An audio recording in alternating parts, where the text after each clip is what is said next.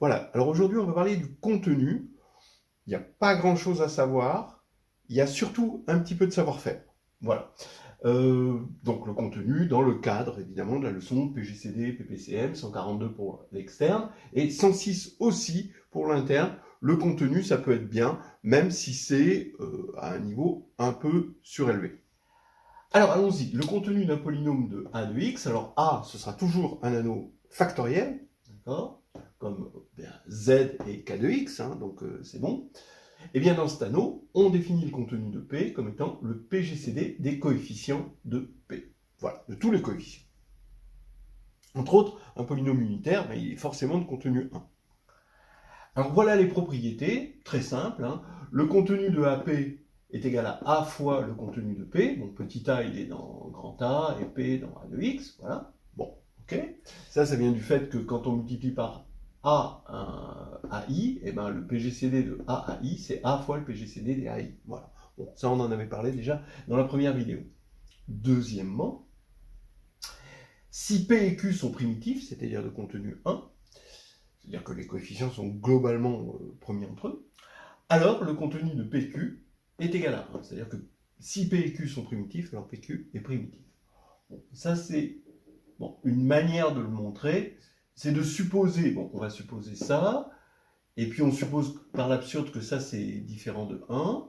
Ça veut dire que comme on est dans un anneau factoriel, parce que le contenu, évidemment, il appartient à l'anneau, hein, même si le polynôme, il appartient à ça, le contenu appartient à l'anneau. Donc ici, on va avoir, si c'est pas 1, il va y avoir un élément premier, un nombre premier,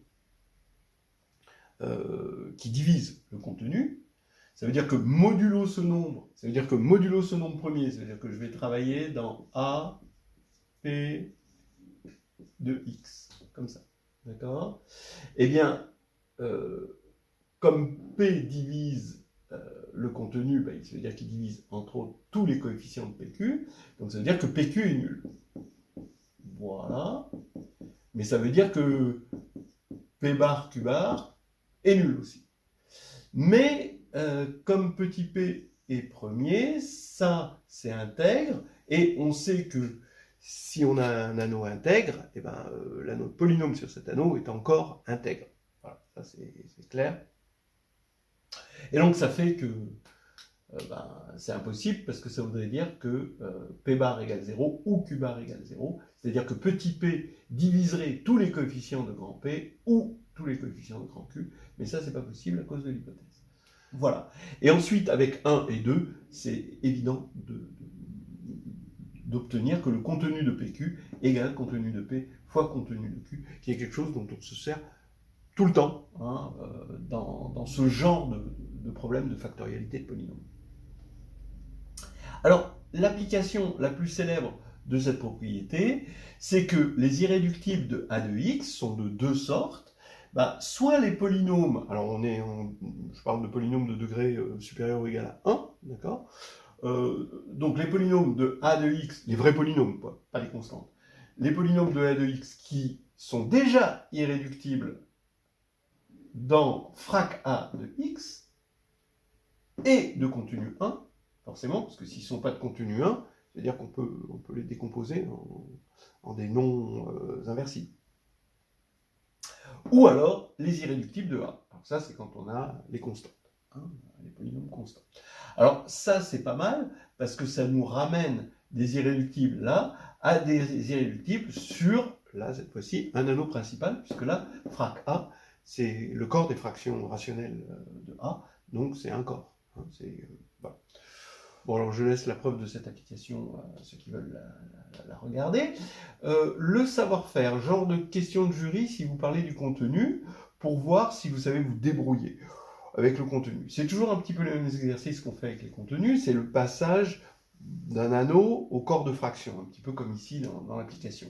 Vous prenez par exemple P et Q dans Z de X, vous supposez Q unitaire. Alors ça d'ailleurs c'était entre parenthèses, je sais plus, c'était dans un problème peut-être de 2012 je crois, maths gêné, agrégation externe.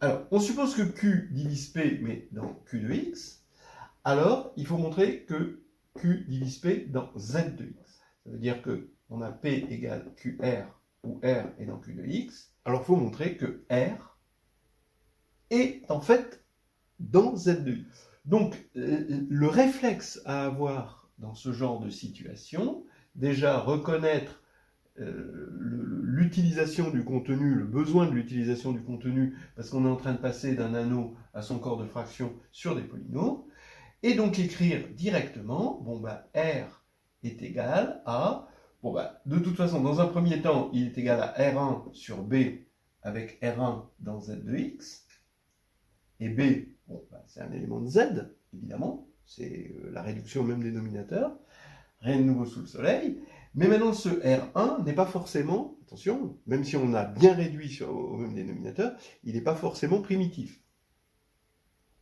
Donc il faut mettre en facteur son contenu, d'accord, petit a, pour obtenir un polynôme primitif. Donc ici j'ai R égale A sur B, R0, avec R0 dans Z de X et primitif. Voilà. Donc ça, c'est le bon réflexe à avoir. Et bon, en fait, s'il y a un truc que vous devez retenir de cette vidéo, c'est ce petit réflexe-là. Bon, c'est ça, évidemment, mais plus ce réflexe-là. Alors, maintenant, bah, ça va faire B, P égale Q, A, R0. Après ça, voilà. Maintenant, je prends le contenu. Et ça veut dire que B, contenu de P, d'après 1, ici, le contenu de Q, bah, c'est 1. En fait, j'ai besoin que du contenu de Q égale 1, ici. Mais il est unitaire, bon, c'est bon. Et ici, c'est primitif, donc j'utilise ça pour avoir juste A. Donc ça veut dire que A sur B est dans Z. Donc ça veut dire que R est bien dans Z de X. Voilà. Deuxième exercice, qui peut être aussi un exercice de jury, même genre. Sauf que dans la dernière vidéo où j'ai parlé de Bezout, donc dans la vidéo PGCD, donc 142, leçon 142, je crois que c'est la vidéo 3, à la fin, je raconte le lemme de Bezout et j'ai besoin d'un sous-lemme du lemme que je n'avais pas démontré, donc là je le fais là maintenant du coup. Si P et Q sont premiers entre eux, alors dans K de XY, donc l'anneau K de XY, alors P et Q sont premiers entre eux, dans l'anneau cette fois-ci principal, K parenthèse X de Y, crochet Y. Voilà. Et là, justement, on peut utiliser l'identité de Bezout parce qu'on est dans un anneau principal, ici, et c'est comme ça qu'on montre que quand on a deux courbes algébriques planes, parce qu'il y a deux indéterminés, qui proviennent de polynômes premiers entre eux, alors le nombre d'intersections est fini, qui est l'étape epsilonesque du grand théorème de Bezout, où il calcule, il dit le nombre de points d'intersection, c'est le produit des degrés, à condition qu'on soit sur un corps algébriquement clos et en projectif, etc. Bien. Revenons à nos moutons. Il faut montrer ça. Donc, on va partir, on va supposer qu'on a un diviseur commun, mais cette fois-ci dans l'anneau principal, de P et de Q. Alors déjà, il divise P, d'accord? Ça veut dire que, attention, il le divise là-dedans. Donc ça veut dire que P égale DS, où DS sont des polynômes là-dedans. Donc maintenant, je fais exactement pareil. Il ne faut pas avoir peur d'avoir ça comme réflexe. C'est pour ça que je vous dis, ça c'est un réflexe. Vous mettez sous la forme A sur B D0. D0 est primitif. Là-dedans. Alors là-dedans, quand je dis là-dedans, je vois ça comme un polynôme à deux indéterminés, mais surtout un polynôme à une indéterminée sur un anneau à une indéterminée. Parce que ça va être ça, les coefficients. Donc quand on va dire primitif, c'est en regardant les coefficients comme des éléments de K de X. Donc pareil, on l'écrit A sur B D0 avec des zéros primitifs là-dedans. A et B sont dans grand A. Hein, donc, alors attention, petit a et petit b sont des polynômes, mais en X. C'est pour ça que je les mets avec des minuscules. Et je fais pareil pour S. Voilà.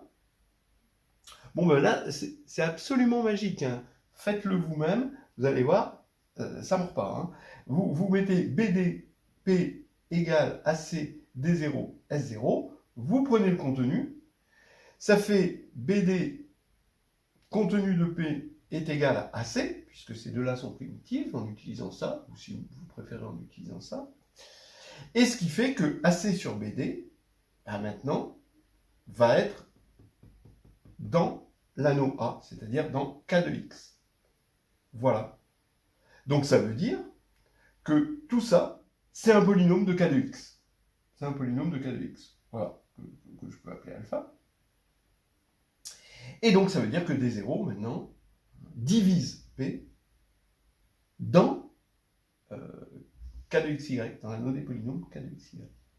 Voilà. Et de la même manière, D0, le même D0, va diviser Q. Ce qui veut dire que, par hypothèse, D0 est égal à 1. Voilà.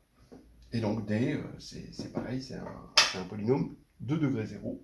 Ce qui fait que on a bien que le PGCD de P et Q, c'est 1 dans l'anneau principal. Voilà, on a terminé pour les choses que j'avais à dire dans le cadre de cette leçon.